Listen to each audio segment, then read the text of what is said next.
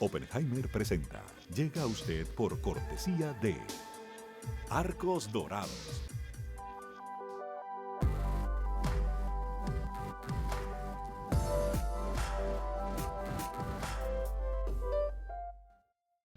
Somos UADE, la Universidad Argentina que educa con pasión hace más de 58 años. UADE, una gran universidad. En el Bancoppel de Julia, la tarjeta de crédito se tramita solo con una identificación oficial. Bancoppel, el banco que quiero a mi manera. ¿Sabías que según un estudio de la Universidad de Oxford, casi la mitad de los trabajos actuales podrían dejar de existir en 10 años? La inteligencia artificial llegó para quedarse. ¿Cómo te va a afectar la automatización? ¿Cuáles son los trabajos del futuro? Andrés Oppenheimer te lo cuenta en su nuevo libro, Sálvese quien pueda. Y no te quedes atrás. Encuéntralo en librerías.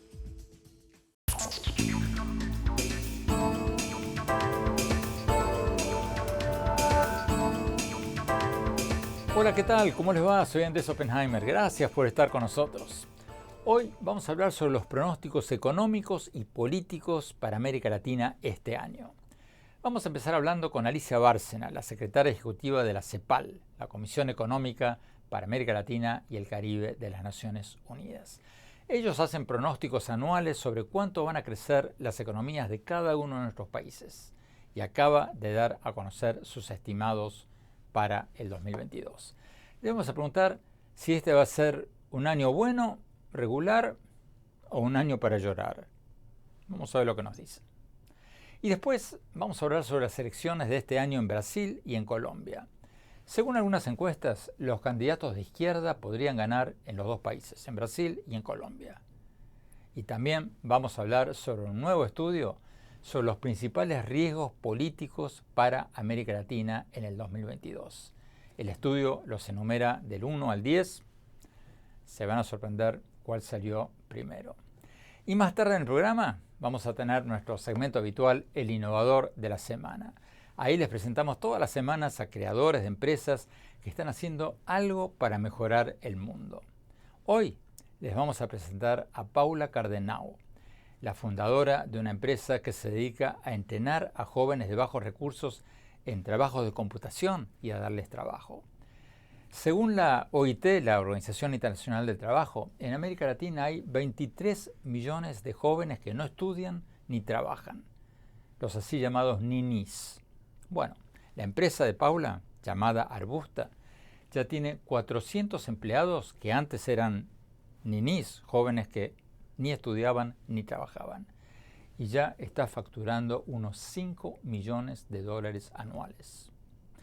Vamos a preguntarle cómo se le ocurrió esta idea, por qué es una empresa y no una fundación o una obra de caridad, y cómo ganan dinero. Bueno, empecemos con los pronósticos económicos. Vayamos a la entrevista con Alicia Bárcena, la secretaria ejecutiva de la CEPAL. Veamos lo que nos dijo.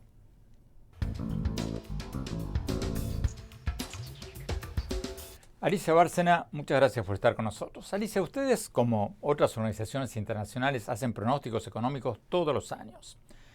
¿Cómo pinta este 2022 para América Latina? ¿Va a ser un año bueno, regular o malo? Mira, es una pregunta muy importante. Yo creo que no va a ser un año bueno.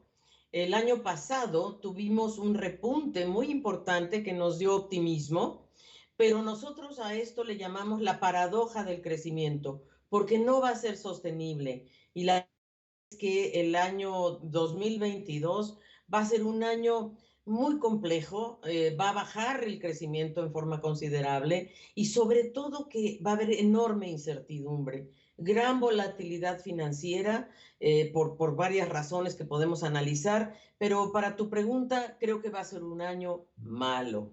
Wow, tú dices que el crecimiento va a bajar de forma considerable, pero ¿qué es considerable? ¿Cuánto es considerable? Mira, de hecho, nosotros habíamos estimado un repunte en 2021 de 6,2 y ahora nosotros vemos que, y de hecho habíamos incluso proyectado para 2022 un 2,9, fíjate, en junio, pero hemos actualizado y estamos en torno al 2%, 2%. Y esto se explica por varios factores. Primero, porque hay un menor crecimiento global, ¿verdad? En general, el mundo va a crecer menos de lo que se estimaba. Tú sabes, en 2021 hubo un crecimiento de 5,8 a nivel global, pero este año va a ser de 4,9. Menor crecimiento del comercio global, ¿verdad? Eso es muy importante para nuestra región, porque en 2021 el comercio creció 11% y este año va a ser 4,7%. Los precios de los productos básicos van a estar o estables o un poco más bajos. Y algo muy relevante es que la inflación es más alta, ha sido menos transitoria de lo que se esperaba y varios bancos centrales ya han comenzado con una política de subida de tasas de interés. Entonces, pues todo eso complica mucho la situación de este año. ¿Cuánto van a crecer las economías de los países más grandes, de Brasil, de México, de Argentina? Precisamente estas son economías que van a tener una muy fuerte disminución en su crecimiento, ¿verdad? Y eso es un poco lo que nosotros estamos mirando, porque vemos que, digamos, hay economías como bien señalas, Argentina es un caso muy concreto en el cual este año tiene un crecimiento bastante potente y el próximo va a tener una disminución bastante severa. México va a tener un crecimiento de 2,9% en 2022, Argentina de 2,2%, Brasil de 0,5%, Chile de 1,9%. ¿Y Colombia y Perú? Colombia va a tener un crecimiento de 3,7%. ¿Y Perú? Perú de 3%. O sea, Colombia y Perú tienen un crecimiento un poco mayor que Argentina y que México y que Chile. Corrígeme si me equivoco, pero los países latinoamericanos necesitan crecer un 4% anual solo para darle empleo a los jóvenes que se suman al mercado laboral todos los años, ¿no? No, estás en lo correcto. De hecho, nosotros vemos que la tasa de participación regional fue de 60,5% y la de ocupación 54,9%, un poco mayor al 2020. Pero ese indicador, la verdad, va a tener una tendencia a la baja y en verdad vamos a tener una situación muy complicada en materia laboral. Nosotros el tercer trimestre de 2021 ya veíamos que la tasa de desocupación está en 9,4%. Entonces, hay un rezago con respecto a la evolución del PIB y la creación de nuevos puestos de trabajo está rezagada y efectivamente los países deberían y tendrían que crecer por lo menos a un 4%. ¿Qué países son los que llegan a esta tasa de crecimiento? Pues ya sabemos los clásicos. Panamá, por supuesto. Bueno, el Caribe, muchos del Caribe llegan. Jamaica, en fin, República Dominicana, qué duda cabe, también llega a un nivel muy importante de 5,5. Honduras incluso, fíjate, 4,5, Guatemala 4,3, pero de ahí para abajo yo te diría incluso de Paraguay, Costa Rica, Colombia, México, Uruguay, Nicaragua, todos están por debajo del 4 y en torno más bien al 3. Tenemos que ir a un corte. Cuando volvamos, vamos a preguntarle a la secretaria ejecutiva de la CEPAL si es cierto que América Latina va a ser la región del mundo que menos va a crecer en el 2022, como lo pronostica el Fondo Monetario Internacional. No se vayan, ya volvemos.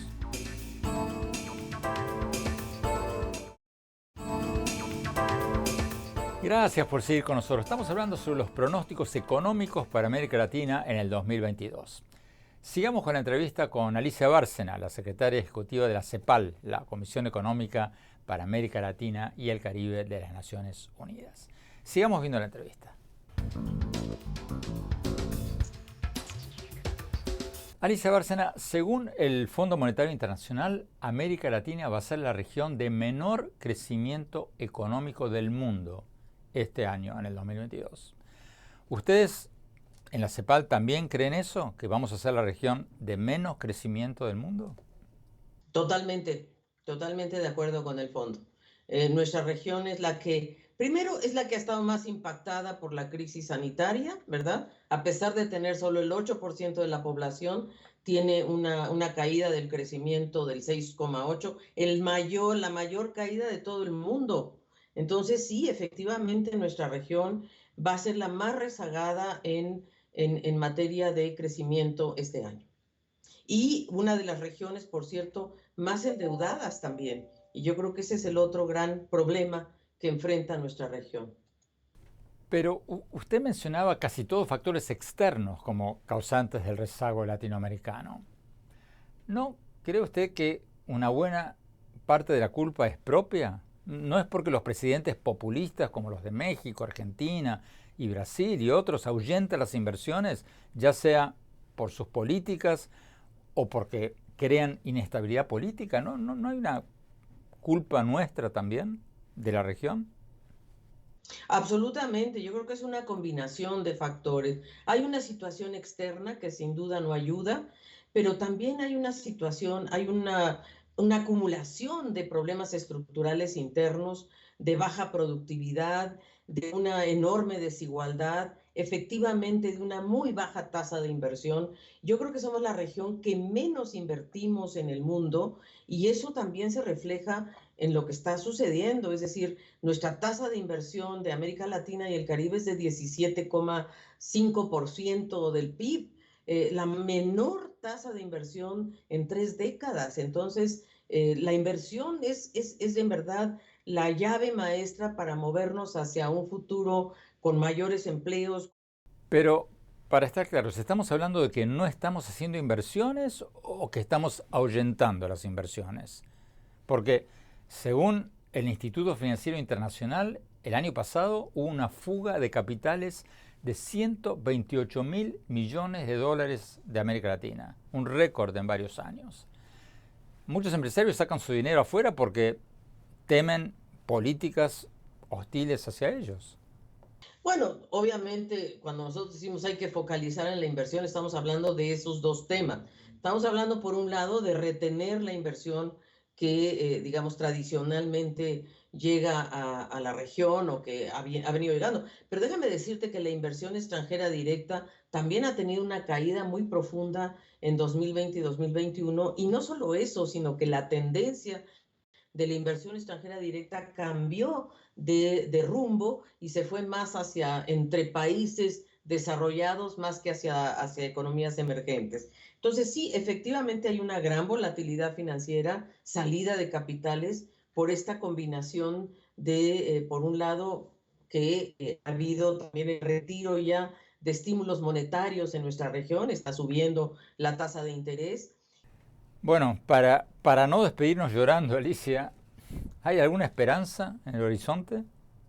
Yo sí veo, por supuesto que sí. Mira, yo creo que hay, digamos, hay señales de que, por lo menos, digamos, hay países que ya están tomando muy en serio el tema de el cambio hacia, por ejemplo, la economía digital, que es tu tema, uno de los temas que tú más has estado trabajando. Yo creo que hay un compromiso muy serio, por un lado, de darle mayor cobertura a la población en materia digital, por cierto, de innovar en materia digital también, incluso con tecnologías, bueno, yo te diría que en el caso de Sudamérica, pues incluso están dándole la bienvenida a tecnologías chinas, por cierto, y creo que ese es un tema que vamos a tener que avanzar sí o sí este año, que es la parte de la innovación tecnológica. Y la otra cosa que yo veo muy positiva es que CELAC acordó un plan de autosuficiencia sanitaria muy importante en el cual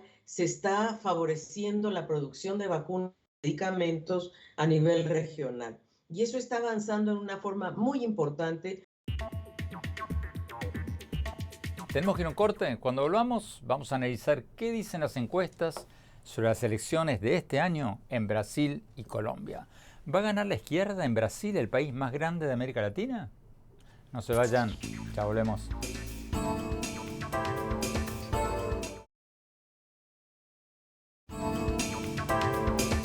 Gracias por seguir con nosotros. Estamos analizando los pronósticos económicos y políticos para este año, para el 2022. Tenemos con nosotros a Jorge Saad, director del Centro de Estudios Internacionales de la Universidad Católica de Chile, y a Daniel Sobato, director regional para América Latina del Instituto Internacional para la Democracia y la Asistencia Electoral, IDEA. Ellos acaban de publicar un estudio sobre los 10 principales riesgos políticos para América Latina este año. Pero antes de preguntarles cuáles son estos riesgos, hablemos de las elecciones que se vienen en Brasil y en Colombia este año, en los próximos meses. En Brasil, según una encuesta de Datafolha con un 2% de margen de error, si las elecciones de octubre fueran hoy, ganaría en la primera vuelta el expresidente de izquierda Luis Ignacio Lula da Silva con 48% del voto, seguido por el actual presidente de derecha Jair Bolsonaro con un 22%. Lula todavía no anunció oficialmente su candidatura, pero bueno, la prensa brasilera lo da por descontado. Vamos a Daniel Sobato. Daniel, ¿tú crees que todavía puede surgir un tercer candidato, un candidato de centro? ¿O crees que Bolsonaro y Lula van a ir ellos dos a la segunda vuelta y gana Lula? Y si gana Lula, ¿cuál sería el impacto en América Latina? Andrés, muchísimas gracias por la invitación. Yo he aprendido en los últimos años a que nada es imposible política y electoralmente en América Latina, pero veo altamente improbable, no imposible, pero altamente improbable que surja un candidato más allá de Bolsonaro y de Lula. Yo creo que esta es una elección, la de octubre de este año, que va a ser muy polarizada entre el actual presidente Bolsonaro, el expresidente Lula. Creo de que si Bolsonaro no se desploma aún más en su popularidad, y eso va a depender qué pasa con la pandemia y qué pasa con el manejo de la economía, probablemente va a ser definida en una segunda vuelta. Y creo que es muy probable que Lula gane, y si Lula gana, pues va a traer en el plano interno, obviamente, yo diría una vuelta a lo que fueron sus dos presidencias anteriores, con un mayor papel del Estado, más gasto público, quizás impuesto a los más ricos, pero no una izquierda salvaje. Y por el otro lado va a venir acompañado de una reconfiguración del mapa político sudamericano, porque también está la otra elección en Colombia, y si en Colombia gana Petro, sí creo que vamos a ver una profunda reconfiguración del mapa político sudamericano. Bueno, esa era mi próxima pregunta. Antes de hablar de Colombia, ¿cuál sería esa reconfiguración del mapa político latinoamericano? Lo que va a pasar con Colombia y con Brasil es de la mayor importancia para Sudamérica, porque si en Colombia gana Petro y en Brasil gana Lula, entonces vas a tener una región sudamericana donde, sacando el caso atípico de Venezuela, vas a tener una mayoría de gobiernos de izquierda o de centro-izquierda, y la derecha va a quedar únicamente en Uruguay, en Ecuador y en Paraguay. Eso es, digamos, la reconfiguración. ¿Qué impacto va a tener esto? Va a depender del tipo de izquierda que tengamos. Yo creo que si regresa Lula, va a ser una izquierda que quizás, dependiendo de lo que haga Boric, pero yo espero que Boric sea una izquierda más similar a la izquierda uruguaya o una socialdemocracia europea, y dependiendo cuánto se modere Petro, si es que gana Petro, o cuánto se radicalice. Después tenés otra izquierda que es la de Argentina, Bolivia, y habrá que ver cómo termina de asentarse Castillo, porque vemos que Castillo está muy dubitativo hacia un lado y hacia el otro. Así que creo que eso vamos a tener que esperar un poco, pero claramente el auge de gobiernos de derecha que había enterrado UNASUR y que había creado a PROSUR, etcétera, yo creo que eso vamos a verlo finalizando en su ocaso. Vamos a Jorge Sad en Santiago de Chile. Jorge, en las elecciones de mayo en Colombia, ¿quién lleva las de ganar? Una reciente encuesta de la firma Young Haas para varios medios colombianos, con un margen de error del 2.8%, reveló que un 25% de los colombianos hoy votarían por Petro en la primera vuelta, y un 18% votaría en blanco, y un 8% dijo que no sabe o no quiere responder. ¿Cómo interpretas estas cifras? Muchas gracias, Andrés, por la invitación. Y la verdad, las cosas que Colombia también es una elección muy relevante este año por esta reconfiguración del poder político en América Latina. Y lo que muestran las últimas encuestas es que Petro, o la tendencia, es a ir consolidando su apoyo, no solamente en primera vuelta, donde sondeos incluso muestran que estaría sobre el 40%, sino también que cada vez es más competitivo en segunda vuelta. Entonces la clave para Petro, viendo también otros ejemplos electorales como lo que ocurrió en Chile, es si va a poder en una segunda vuelta mostrar una imagen de izquierda más moderada que los miedos que se generan en torno a él, considerando un país como Colombia que además nunca ha tenido un presidente de izquierda. ¿Pasaría algo como lo que pasó en Chile? Podría eventualmente, fíjate que lo que se ha mostrado desde el 2019 a la fecha es que salvo Nicaragua, donde no fue una elección democrática propiamente tal, los ciudadanos han castigado a quien está en el poder. En todos ha cambiado el signo político y eso también podría ocurrir en Colombia en un contexto donde Duque además está con un nivel de aprobación cada vez más bajo. Lo que ocurrió en Chile, Andrés, y con esto finalizo, es que efectivamente el presidente electo Boric logró posicionarse como una opción de izquierda más moderada. Creo que Petro tiene un camino más largo que avanzar, pero lo que muestran los últimos sondeos es que su opción es competitiva y la gran pregunta es ¿cuál podrá ser la mejor opción en segunda vuelta para contrarrestar a Petro? Tenemos que ir a un corte. Cuando volvamos, vamos a preguntarle a Jorge Saad y a Daniel Sobato sobre este estudio que acaban de publicar sobre los 10 principales riesgos políticos para América Latina este año, del 1 al 10. Y después, nuestro segmento semanal, El Innovador de la Semana. No se vayan, ya volvemos.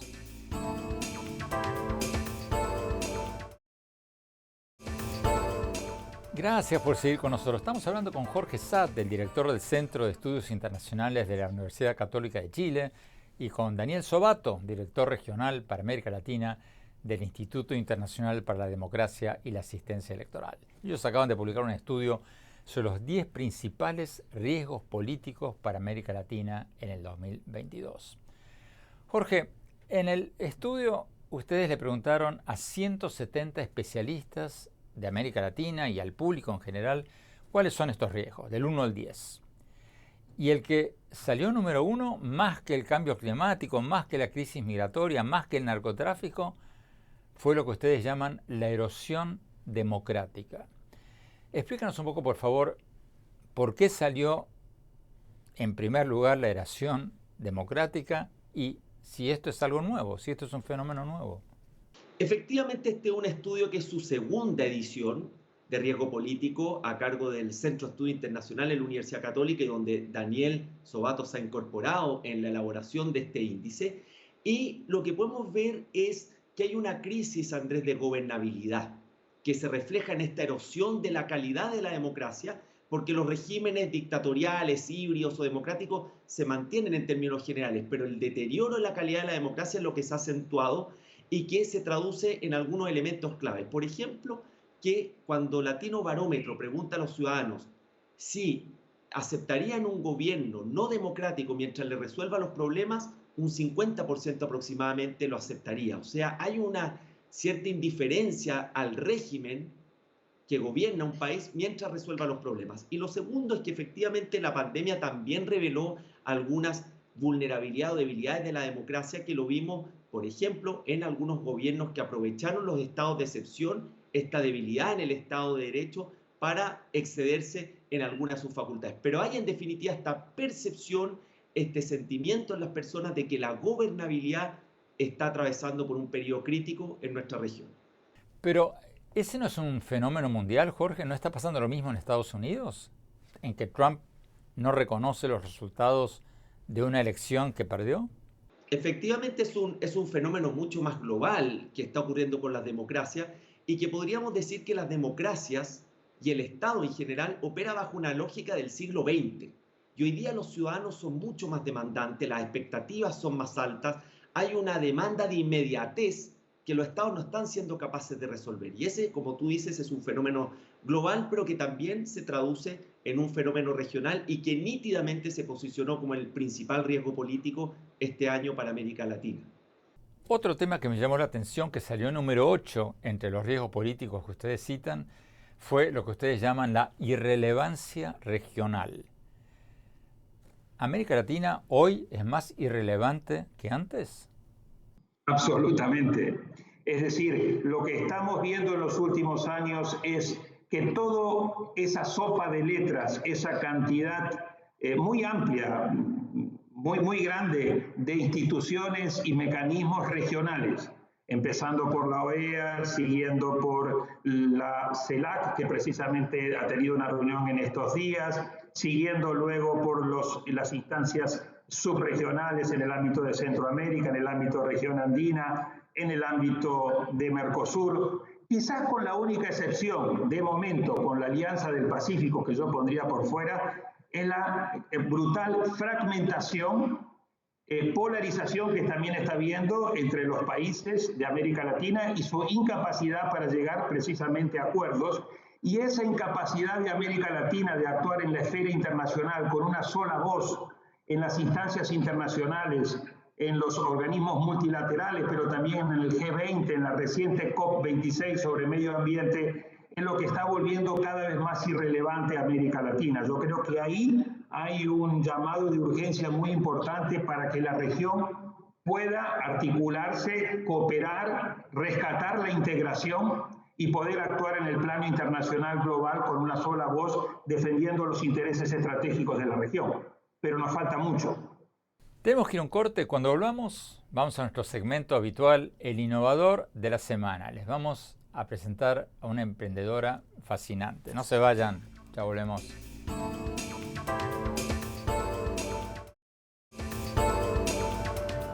Gracias por seguir con nosotros. Vamos a nuestro segmento El Innovador de la Semana. Hoy les vamos a presentar a Paula Cardenau, una emprendedora que fundó una empresa que entrena a jóvenes de bajos recursos en trabajos de computación y les da trabajo. Según la Organización Internacional del Trabajo, en América Latina hay 23 millones de jóvenes que no estudian ni trabajan, los así llamados ninis. Bueno, la empresa de Paula, llamada Arbusta, ya tiene a 400 jóvenes trabajando en Argentina, Uruguay y Colombia y factura unos 5 millones de dólares anuales. Vamos a preguntarle cómo se le ocurrió la idea, cómo funciona y cómo gana dinero. Veamos la entrevista. El Innovador de la Semana es presentado por falabella.com, un nuevo punto de partida. Pablo Cardenau, tu empresa Arbusta recluta a jóvenes ninis y les enseña a trabajar con la computadora y después vende servicios tecnológicos a grandes empresas. Pero ustedes no son una obra de caridad, son una empresa. Explícanos un poco, por favor, por qué decidieron hacer esto como una empresa rentable y no como una organización de caridad o una ONG. ¿Cuál es la ventaja de hacer esto como una empresa rentable? Muchas gracias, Andrés, por la pregunta. Me encanta. Definitivamente nosotros decidimos ser una empresa porque una empresa te permite escalar y sin depender de donantes o de las oscilaciones que puede llegar a tener una ONG.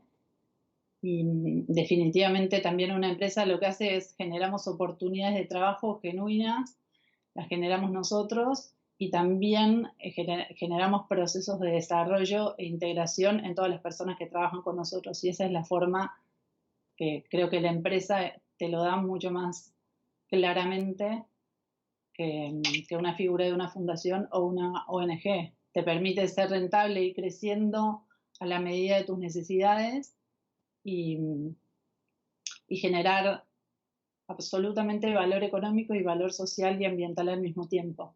O sea, como empresa, ustedes pueden crecer más sin depender de que un donante les continúe donando plata. Definitivamente. ¿Cómo funciona la empresa? ¿Cómo ganan dinero? Bueno, por ejemplo, nosotros trabajamos con muchos de nuestros clientes, son empresas que son sitios de comercio electrónico.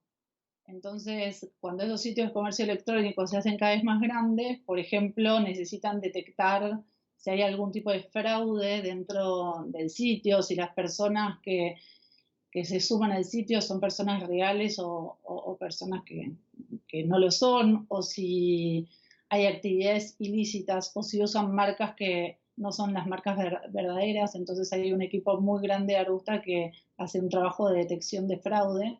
Eso es parte de lo que hacemos para explicarlo. ¿Por qué una empresa los contrata a ustedes, que contratan jóvenes ninis, jóvenes sin estudios, cuando podrían contratar a jóvenes que estudiaron una carrera o que están estudiando una carrera?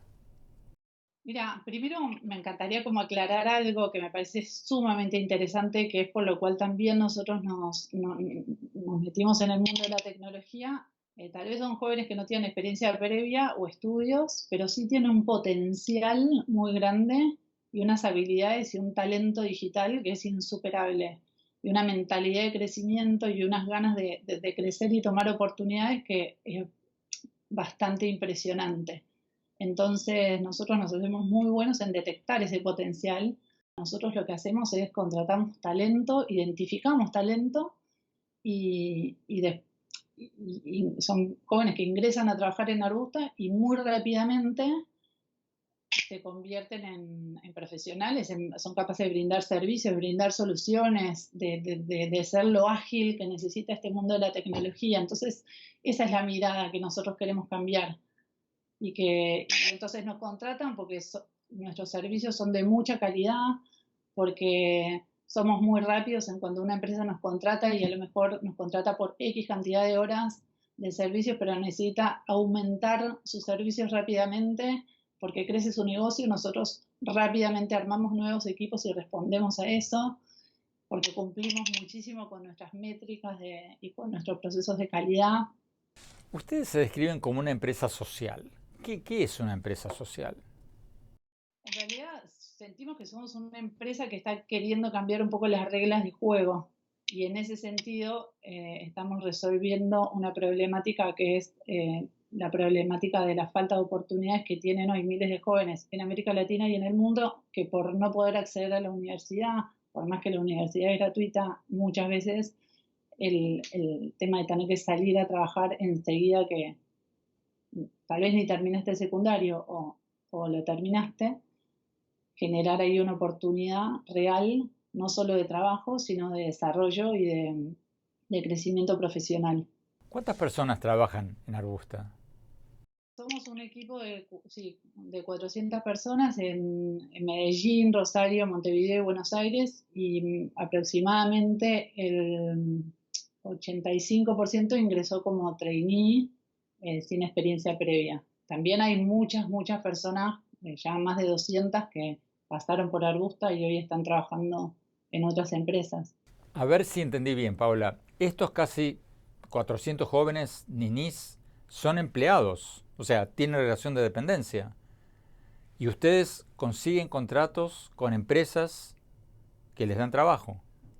¿Es así? Sí. Son todos trabajadores, todos empleados, todos en relación de dependencia. Y nosotros en general los contratos que tenemos con las empresas son anuales, entonces eso nos permite ir aumentando cada vez más la cantidad de personas que ingresan a trabajar con nosotros. Después tenemos la típica rotación, tenemos una rotación de personas que es bastante más baja que en las empresas de tecnología en general, pero obviamente apostamos a seguir creciendo en clientes y en este nuevo servicio de generar talento también para otras empresas. El innovador de la semana es presentado por falabella.com, un nuevo punto de partida. Tenemos que ir a un corte. Cuando hablamos, mi opinión sobre los pronósticos para el 2022, los pronósticos económicos y políticos. No se vayan, ya volvemos.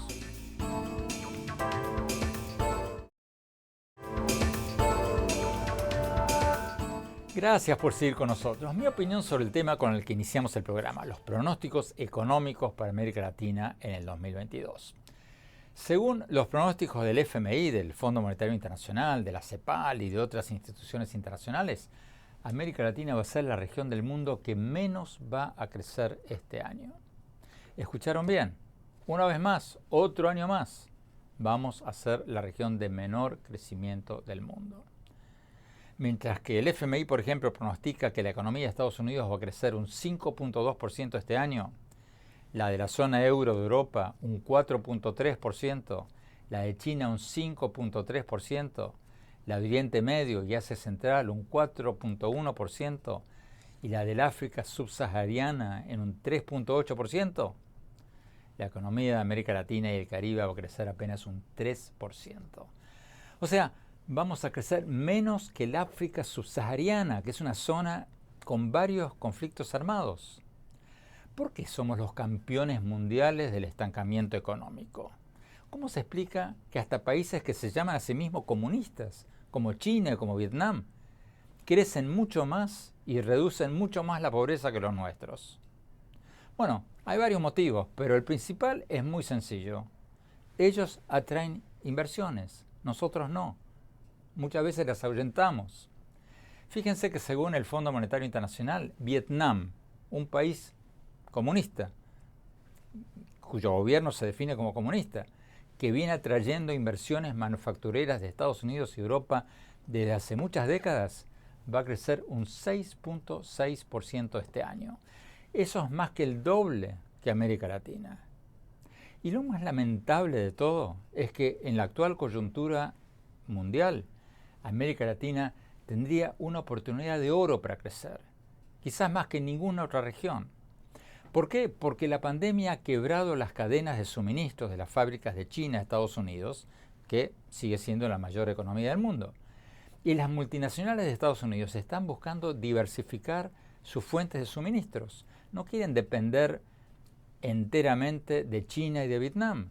Quieren mudar por lo menos alguna de sus fábricas a otras partes del mundo. Y América Latina podría ser el lugar ideal. Tenemos costos laborales que son iguales o parecidos a los de Asia. Estamos en muchos casos más cerca de Estados Unidos y estamos en la misma zona horaria. O sea, tenemos enormes ventajas. Y sin embargo, la mayoría de nuestros presidentes se han quedado dormidos. Están, como decimos en Argentina, haciendo la plancha. No tienen visión periférica. No ven lo que está pasando en el mundo. En lugar de mirar por la ventana, se están mirando el ombligo. Viven mirando para atrás, hablando de historias viejas, en lugar de ver las oportunidades que se están abriendo en el mundo. Creo que estamos perdiendo una oportunidad de oro. Fíjense que un estudio del BID, del Banco Interamericano de Desarrollo, dice que si América Latina reemplazara apenas un 10% de las exportaciones de China a Estados Unidos, América Latina recibiría un ingreso extra de $70 millones anuales. Entonces, señores presidentes, déjense de hablar de historias viejas, de culpar a los que vinieron antes, de hacerles creer a la gente que pueden reducir la pobreza sin aumentar la inversión. En otras palabras, déjense de decir boberías y aprovechen esta oportunidad, porque no se va a dar muchas veces en la historia. Ojalá que el 2022 marque un punto de inflexión y que América Latina empiece a insertarse en el mundo y que empiece a atraer inversiones, porque sin inversión no hay crecimiento y sin crecimiento no hay reducción de la pobreza. Bueno, se nos acabó el tiempo. Los invito, como siempre, a visitar mi blog en el sitio de internet andresopenheimer.com. Ahí pueden ver mis artículos y mis programas de CNN. Y síganos en mi Twitter, @OppenheimerA, en mi página de Facebook, Andrés Oppenheimer, y en mi cuenta de Instagram, Andrés Oppenheimer Oficial. Gracias por habernos acompañado. Hasta la semana próxima. Oppenheimer presenta. Llega a usted por cortesía de Arcos Dorados.